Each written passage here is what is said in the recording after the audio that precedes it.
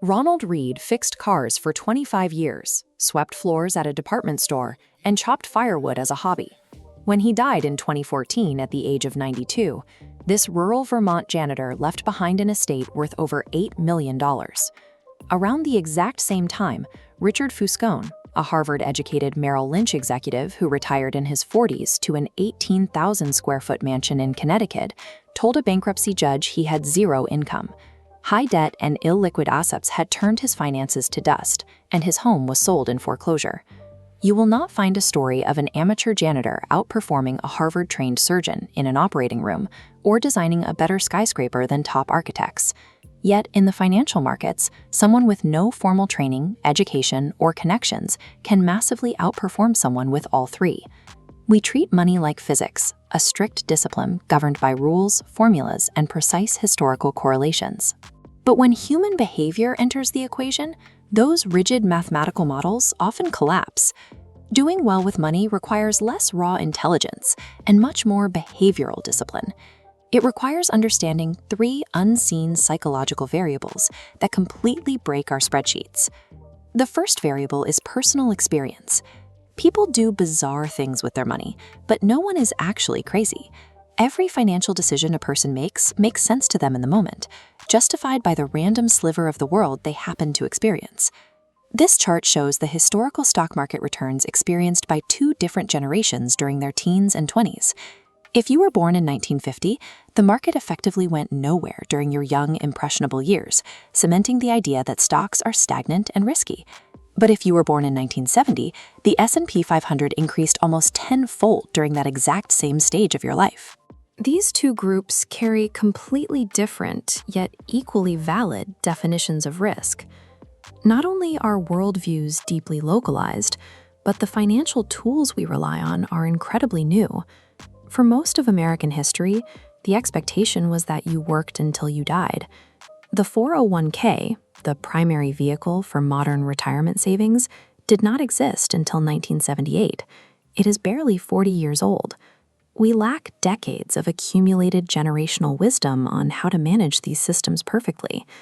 We make seemingly irrational choices because we are essentially novices navigating a brand new landscape. We like to draw a direct line between hard work and wealth, which ignores the second variable, the sibling forces of luck and risk. In 1968, there were roughly 303 million high school-age students in the world. About 300 of them attended Lakeside School in Seattle, one of the only high schools on the planet to lease an advanced computer. Bill Gates experienced a 1 in a million stroke of luck by being placed at that exact terminal.